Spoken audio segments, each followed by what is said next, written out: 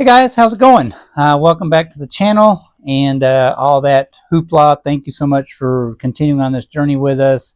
And if you're subscribed to the channel, thank y'all very much for sticking around, because you never know what kind of lunacy you're going to get out of me around here. But if you're not subscribed, hey, that is entirely up to you. We still appreciate you watching and just following along on our journey, but it really would help us out to get some thumbs up and some likes to help get the video series kind of spread around on YouTube on their crazy algorithm of how they judge what they're going to do. But anyway, that's enough of that stuff. Anyway, thanks for coming along. As you guys know, if you do follow along, and if you don't, again, it's entirely up to you. The family and I took off up to Salt Lake City, Utah last November, the week of Thanksgiving to be exact. Next week will be Valentine's Day, so that'll give you the timeline. We went to do a little bit of window shopping, kind of, sort of, per se, on the possibility, small, of converting from our 40-foot Country Coach Class A diesel pusher, which, don't get us wrong, we absolutely love, and going to an HDT truck, maybe with a fifth wheel. So as you know, the hunt has kind of been on to decipher the junk that is out there that these people call fifth wheels. And it's really been appalling, absolutely, to tell you the truth. We have found several nice ones, so it's not a hopeless cause. But now it's time to get a little bit more serious about the HDT truck shopping. So we are fixing to load up again, and we are headed back to Salt Lake to be a little bit more serious about this truck shopping thing. And to really get down to brass tacks, and so to speak, in the details of checking these things over a lot. The one that we looked at last November, we did really like. The folks that own it are some pretty fantastic people, and obviously they have a mission profile in life of wanting to travel and everything like that. So based on just window shopping the truck, they seem to have taken care of it really well. It's built pretty much the way we would exactly need to be able to haul a four-door Jeep. Now, kind of getting into this, I did start getting on a lot of the forums and stuff on Facebook to just kind of see what was out there and get to learn things and know people and blah, blah, blah, blah. And there are a lot of trucks for sale on the market, and there are very few trucks on the market where we can haul a four-door Jeep on the back. The majority of what you're going to find is either rigged out short single axled for a two-wheel Jeep, or they're going to be singled out to haul a smart car sideways, or some of them are still tandem sideways with a smart car. So for us, with our mission profile, mission statement that we wanted to do, we want to be able to obviously take the Jeep with us. And so we had to try to find something that would accommodate a four-door Jeep rig, which we did, window shopping wise. So we have got the Jeep loaded up. We are fixing to hit the road and go back to Utah to really, like I say, get serious looking at this truck and all the details, and just check it out overall from end to end and see what we may do. Still not 100% for sure that we're going to do this, but we're pretty darn serious, guys, because I mean, this will be the second trip to Utah. It's 1,303 miles one way for us. So, you know, do the math. I mean, we're looking at 2,600 miles already round trip, and we're fixing to do another 2,600 miles round trip. So that's where we're at. So we will start talking more about the HDT trucks a little bit with the fifth wheels, but we'll start getting down to the brands that we've really looked at on the fifth wheels. And of course, the brand of truck that we're really looking at, obviously, as you've seen in the videos, is a Volvo. And there are numerous reasons why we are doing a Volvo. I know real truck drivers out there probably don't drive Volvos, but hey, we're a different breed. This is a different community. This is all about the HDT RV community, and the Volvos are really kind of a class above, so to speak, for that world. So we'll get more into why we're looking at the Volvos. We'll get more details on the truck, and we are going to bring y'all along on this adventure as we are no longer window shopping. We are down to serious shopping for this HDT truck. So with that, enjoy the scenery, enjoy the ride. We're going to be leaving out of Southeast Texas here, where today it is 84 degrees again.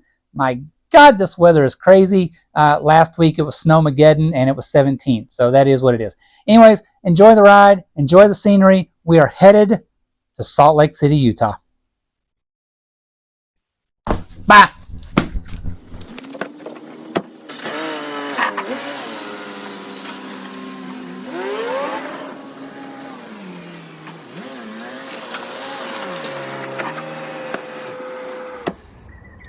I kind of forgot Denise is not home yet. My bad.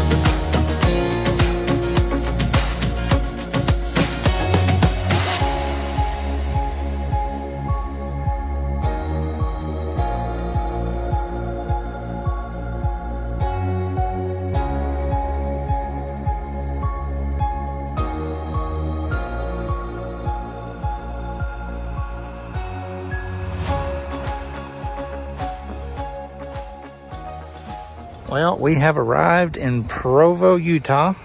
Beautiful snowy covered mountains. Actually down here at the end of the road is Provo Lake. And I don't know if you can see it or not, but there's an aeroplane coming in, as the Provo airport is literally those buildings right there. It would have been a lot easier and a lot less painful if we'd have just flew up here. We could have just walked across the yard and been right here, but anyways, the truck that we're going to look at is parked right inside of here. We're just waiting on the owner to come over and let us in. He only lives like 5 minutes from here. Super nice people. But anyway, the guy that owns these two facilities collects old signs and stuff. And there's actually a museum in here that is full of all kinds of stuff, antiques and all kinds of things like that.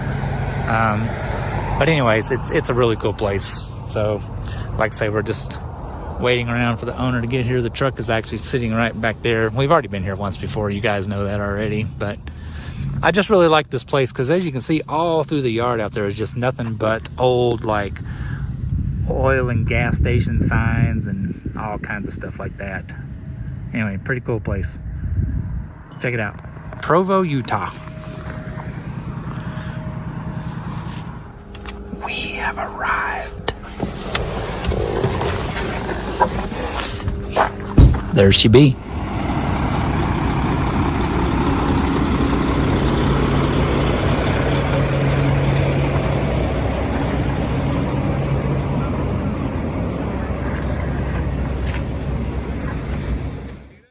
All right, so as you can see, yes, we are loading up the Jeep, and of course you know what that means. Now, about 2 hours has gone by, really and truly, guys, and I didn't film everything of me and Brian talking about the truck and him showing us around all the features and the 900 buttons and switches that are inside. And yes, there are a few things that don't work on the truck, and we discussed every single one of those. It wasn't really an issue as far as mechanically wise with the truck.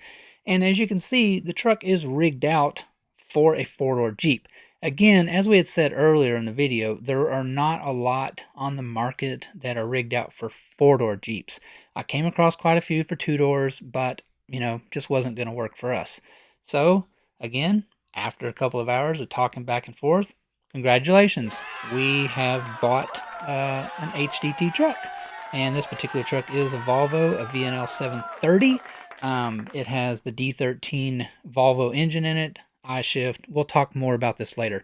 I didn't want to kind of skip ahead and just load the truck up with it, at least filling you guys in that, yes, there was a lot of talk, and he showed us around with a ton of stuff on the truck.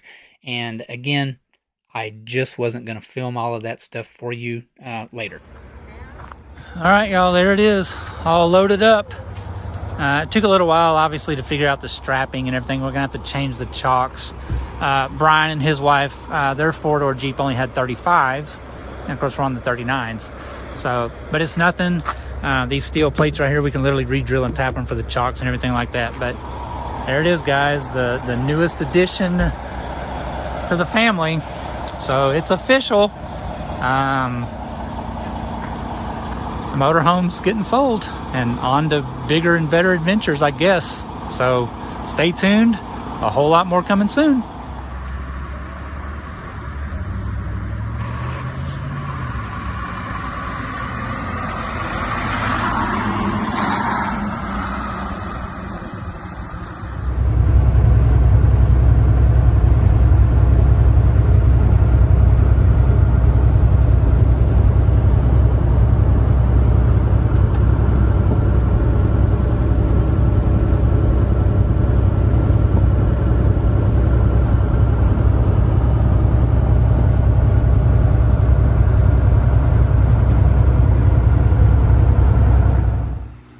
All right, so we're literally only a couple of hours down the road from Provo. I think maybe coming into probably somewhere around Beaver, Utah.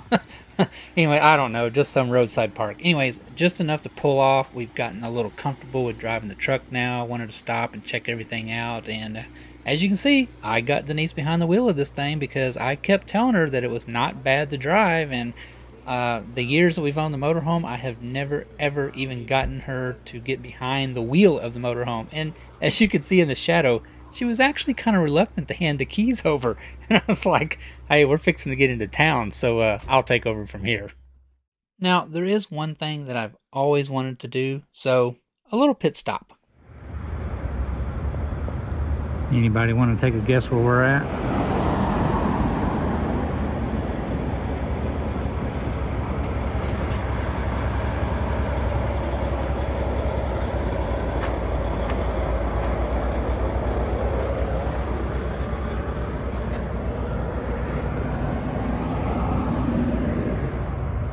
Well, I'll give you a hint. There's like Corvairs everywhere.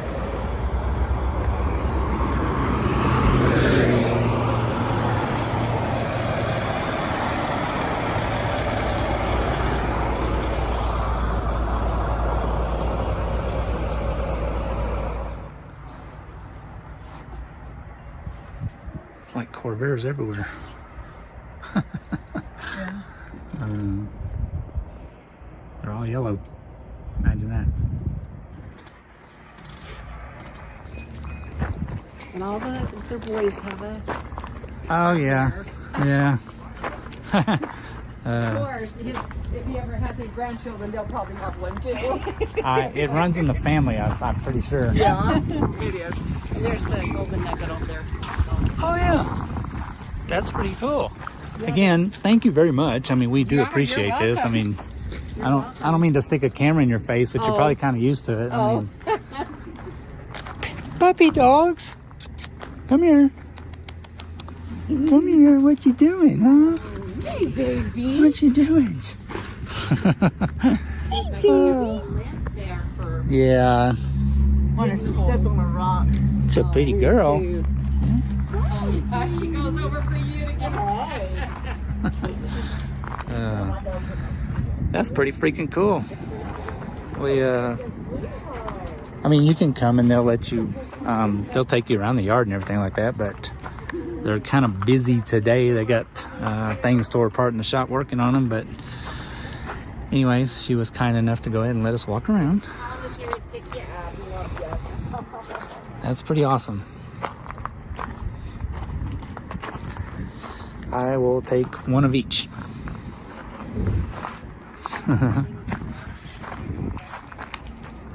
That's awesome. That is so cool. It is cold. Yep.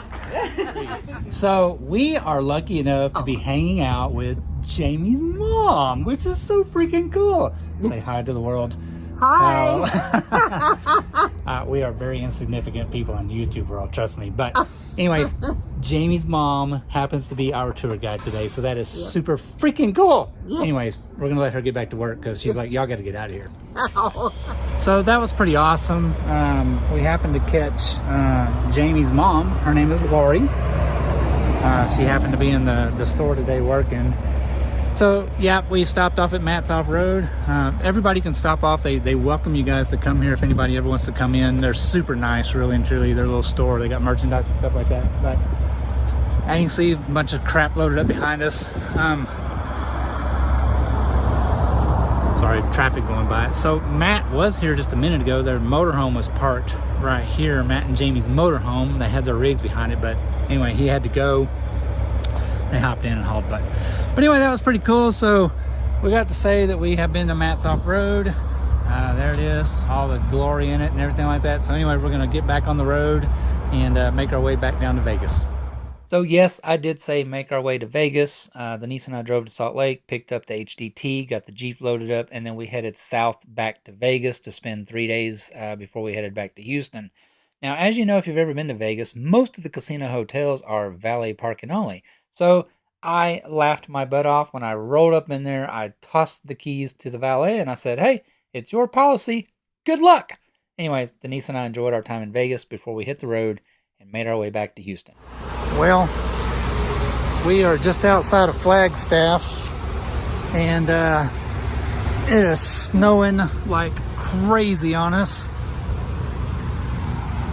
Anyway, had to pull over here. We just wanted to check all the straps and stuff on the truck. We hadn't stopped since we left Vegas this morning, but holy cow, is it coming down. Talking about some weather changes and stuff. Anyway, I don't know if you can see it on camera about how much it's coming down, but it's certainly coming down. We passed two 18-wheelers just right back on 40 that were upside down. That's not a good sign, but anyway, truck's doing great. Yeah, we're doing good. We're averaging about 9.5 miles to the gallon so far in the mountains, but anyways, welcome to Flagstaff, Arizona.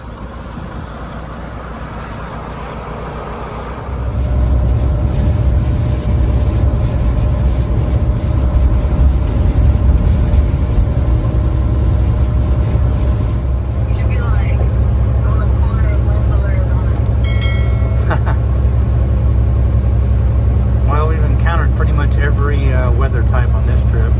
We left, it's 84 degrees. Vegas was pretty much 60 and kind of okay. Now we're just outside of Flagstaff and it's snowing. There's sand or gravel and spreading the road, whatever. Sand in the roads now.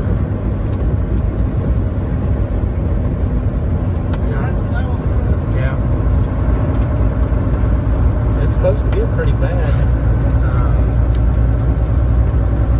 We'll be gone by the time it gets really bad.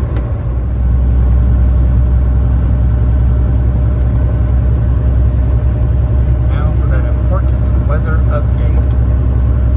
It's snowing with a chance of snow to be followed by a chance of snow.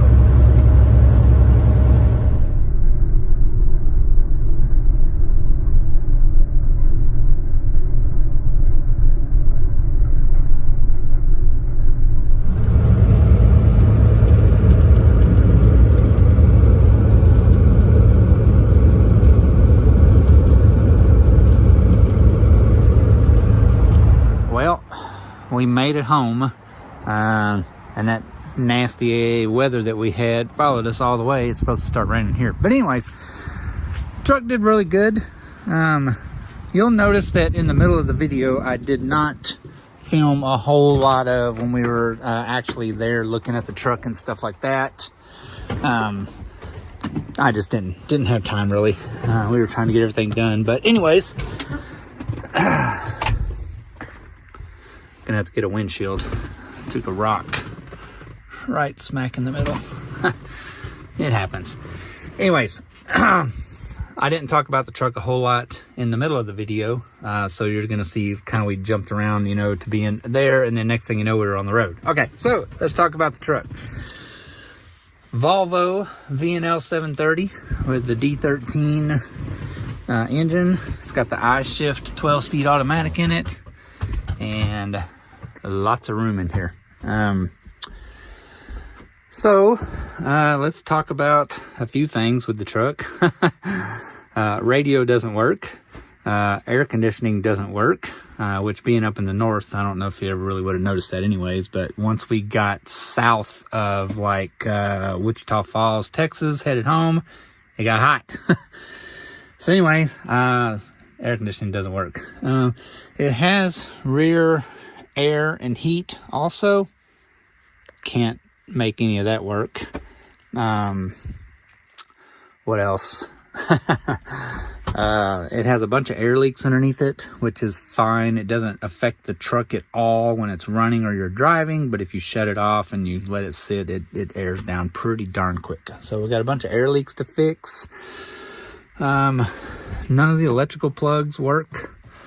There's electrical plugs back in here in these cabinets, some down there. I can't figure out how to make any of those work. There is a switch underneath the seat in there that says truck power, but it doesn't do anything. There's an inverter under there. That works great. So we did use the inverter to power the fridge. We watched chargers and stuff like that while we were sitting. Now, Brian did mention to me that he's like, hey, if you let the truck sit more than a few days at a time, the batteries, it has a draw on the batteries. So every time we would stop at night, we just kill the batteries. It's not a big deal really at all. But I did happenstance upon what I think it might be. So we're here at home, obviously, and I powered the truck off last night. And when I got in here, this is a direct link trailer brake controller. This is still powered up. So I'm wondering if it has something to do with the direct link. Maybe, I don't know. Anyways, overall driving experience of the truck, it did really well. From there to here, mountains, some flat land, whatever. Overall, last night when we got in and parked the truck, we were at 9.5 miles to the gallon. Running between 70 and 75 miles an hour. I don't think it's bad, to tell you the truth, at all. We were very happy with it. At one time, we were getting 10 miles to the gallon out of it. So it's just going to kind of depend on where we're at in the country, really, truly. As far as driving the truck, it drives really well. As you saw, even Denise drove it, which is a miracle because she has never even been behind the wheel of the motorhome. So that's pretty cool. The seats, we are definitely going to have to replace the seats. The air ride part works pretty good, but this seat over here, even if you air it up or whatever, it wants to bottom out constantly. You hear it bang, bam, every time you hit a bump. So I don't know if the air spring in it is just wore out or got a leak or something. Who knows? It'll air up and everything. It does fine, but like I say, it just has no real dampening to it at all. Most of the lumbar supports and stuff like that don't work, and I mean, they're just generally pretty kind of wore out to begin with. So we may look into tearing them completely apart and see if I can get rebuild parts for them and having them reupholstered. I don't know, but anyway, some of the foam needs to be replaced too anyway, so we may just look at getting a set of legacy seats or something like that for them and just replace the seats altogether. They are about $1,300 a seat for the legacy air ride seats. So I don't know, we'll have to look into that. The truck has a ton of power ports, USB power ports everywhere, all over the truck. So that is really good. As far as the rear heat goes, I don't know if it's anything major necessarily. It's a Wabatsto heater. It's basically the same as our hydronic heating system in the motorhome. So I'll look into that and see what the deal is with that. Brian did say, he's like, hey, the radio doesn't work at all. Okay, that ain't really a big deal either. I think, though, the deal is there's a subwoofer somewhere in here, maybe, or whatever. That works, actually, because if you crank up the radio, you got a lot of boom and bass in here. You just don't have any output out of the rest of the speakers, which there are a ton of them. There's 1, 2, 3, 4, 5, 6, 7, 8 speakers in this truck. I think that there's an amplifier somewhere because none of these speakers work, but the sub does work. So I think that there's an amplifier for the radio somewhere in this truck that either is bad, or it may have a blown fuse on it or something like that. I don't know. We're going to dig into that. But if not, don't care. I've got an Alpine head unit in the garage. I've got 4 sets of subs.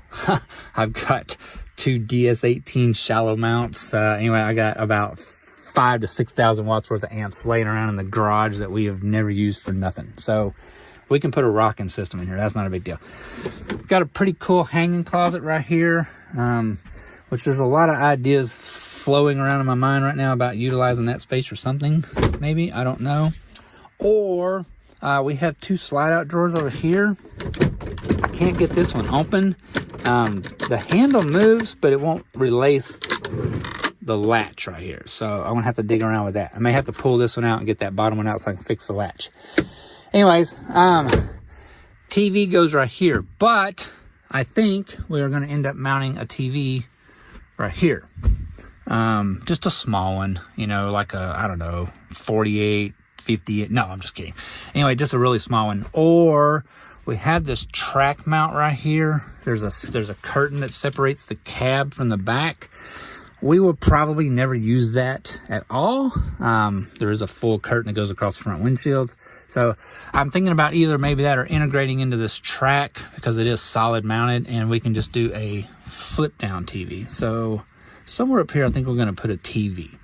And then I'm gonna build an amp rack. This is really, really deep. There's a lot of storage up in here.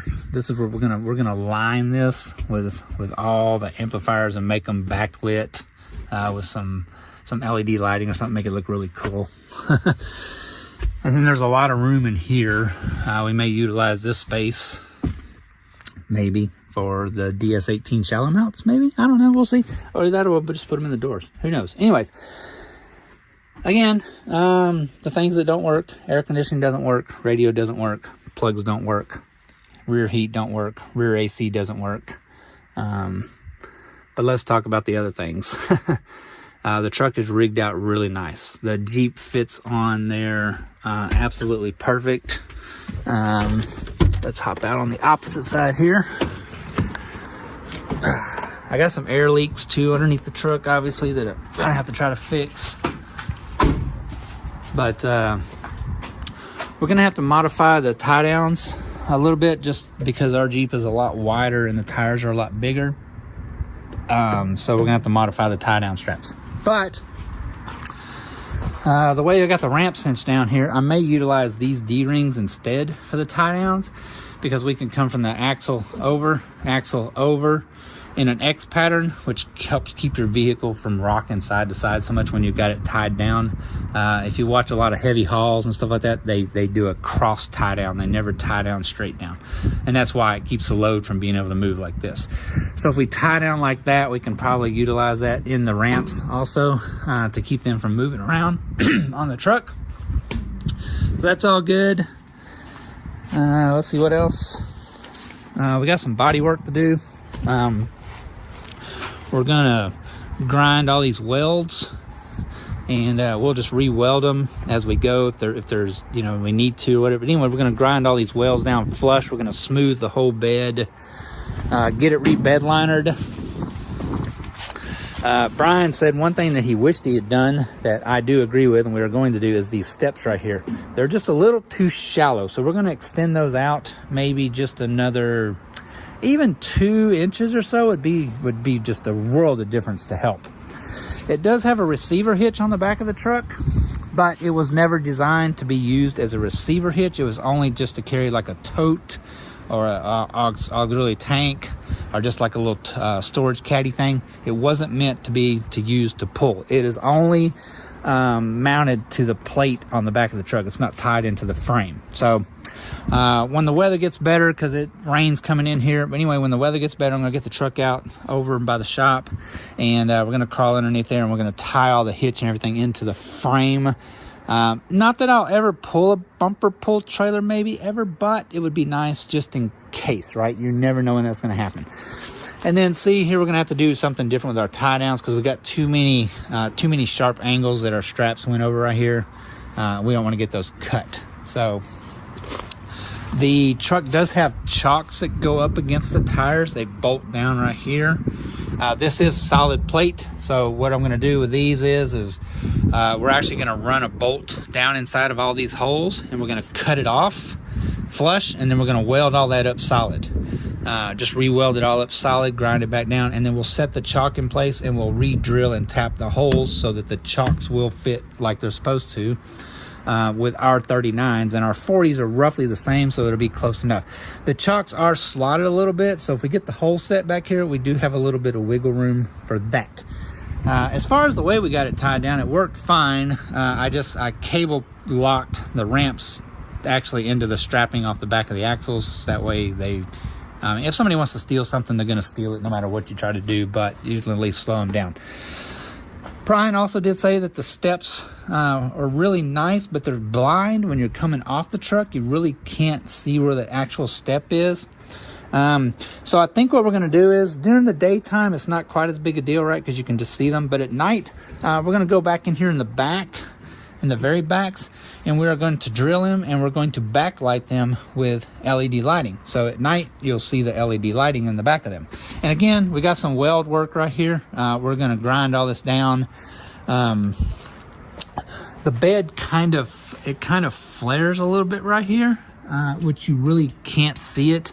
But once we get all this ground and smoothed out and everything like that, there is a bit of a lip right here. So I'm not exactly sure how we'll handle that. We may just leave it as a lip with no grind mark, and then once we get it redone, I don't think you'll really see it anyways. I would like to do something right here.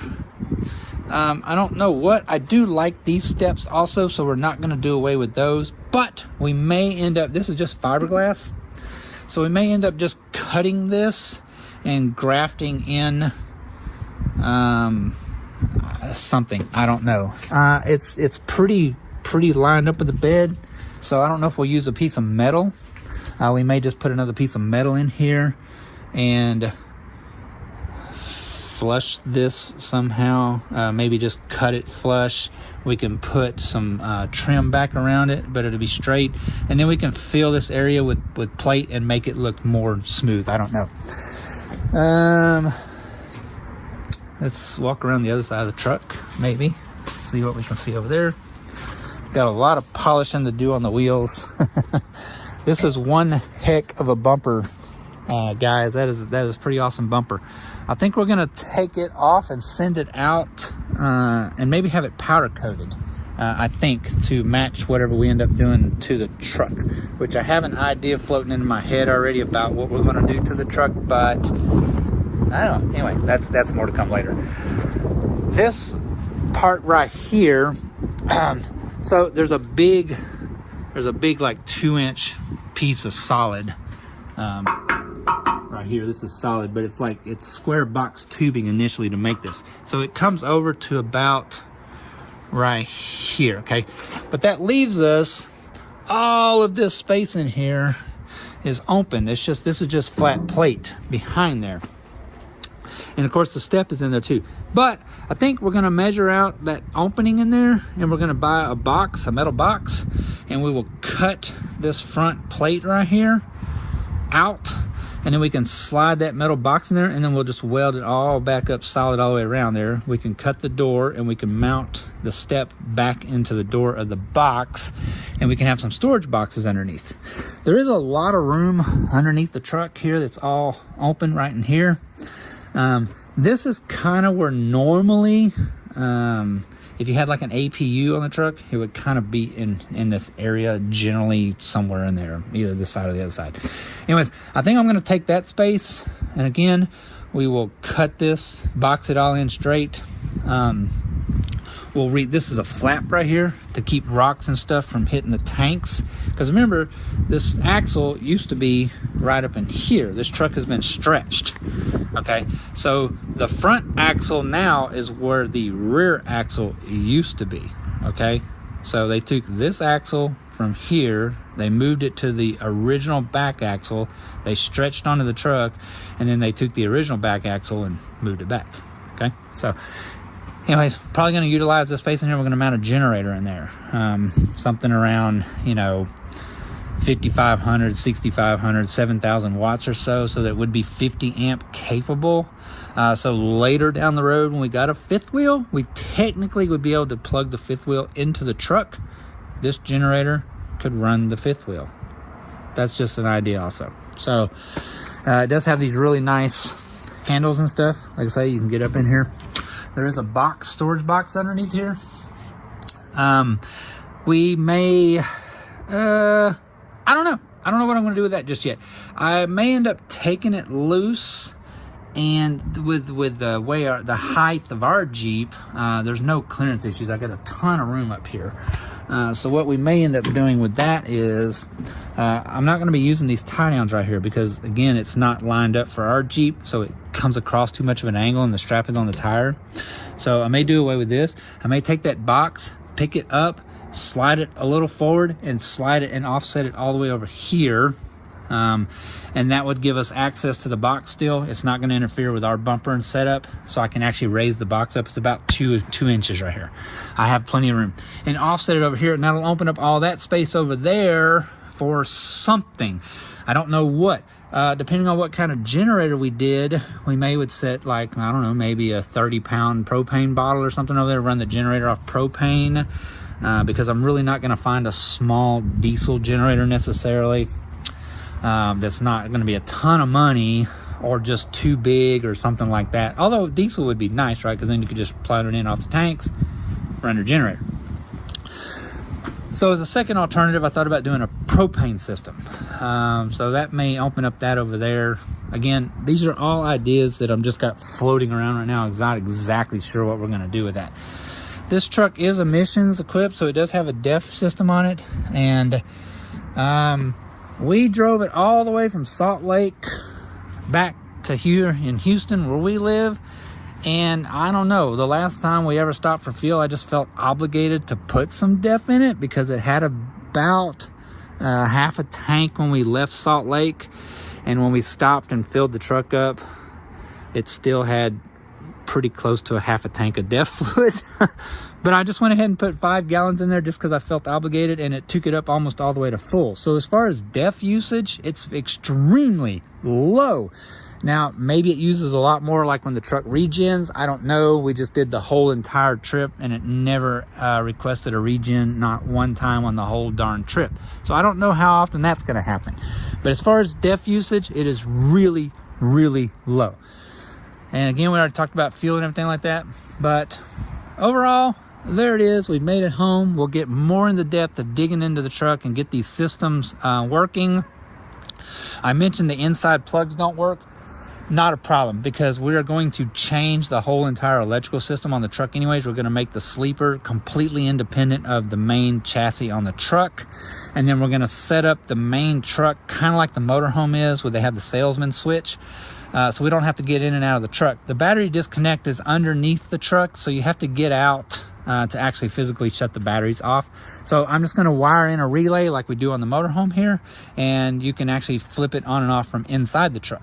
So at night, whenever we overnight somewhere, whatever, we can kill the truck, but the sleeper compartment will have its own battery system and be totally isolated, and everything in there will still be powered. So the microwave, the refrigerator, all the lighting, everything like that will have its own battery system. And then whenever we crank the truck up and we're driving down the road, we'll set it up again, just like the motorhome. DC to DC charging. We'll have lithium batteries for the sleeper compartment. That way we can run the microwave and everything off the lithiums. And the rear heat. As far as AC goes, being here in South Texas, it's going to be a little bit more of a deal. In the north, you didn't really worry about air conditioning at night necessarily if you were parked, because unless you left the truck running. But here in the south, we're going to have it. So we're probably going to look at doing a mini split, just a residential mini split. We have massive amounts of room off the back of the cab here, so we're probably going to look at doing a mini split system and just mount it inside the truck, and then if we're parked overnight or whatever, we can just run the mini split. Again, being residential, we're not going to do, it's just a small one. It's all we need. We don't need a real big one, so it'll be 115 volt, 120 volt, whatever. So I'll look at power consumptions on those, and I'll calculate out what we could run them off the lithiums. because it would be kind of low draw, because it can only be like a maximum of I think 13,000 maybe BTU, whatever. I don't know. Anyway, we'll look into that. Maybe we can, maybe we can't, but we'll have a generator anyway, so it doesn't matter. So anyway, to sum all of that up, we're going to rig it up like a motorhome is. So you'll have a generator that'll run the truck. You can have an automatic transfer switch. So when you fire the generator up, it'll switch over to generator power off of the batteries, and then it will start charging the batteries. Or if you shut the generator down, boom, the transfer switch will take it back over, and instead of charging, it'll start inverting to power everything in the truck.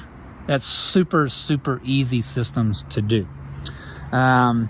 The CB, not a lot of people use them anymore, but we did hear some chitter chatter all the way, you know, truckers talking back and forth stuff. It'd be nice to listen to them. The radio, the CB is not the best that there is in there.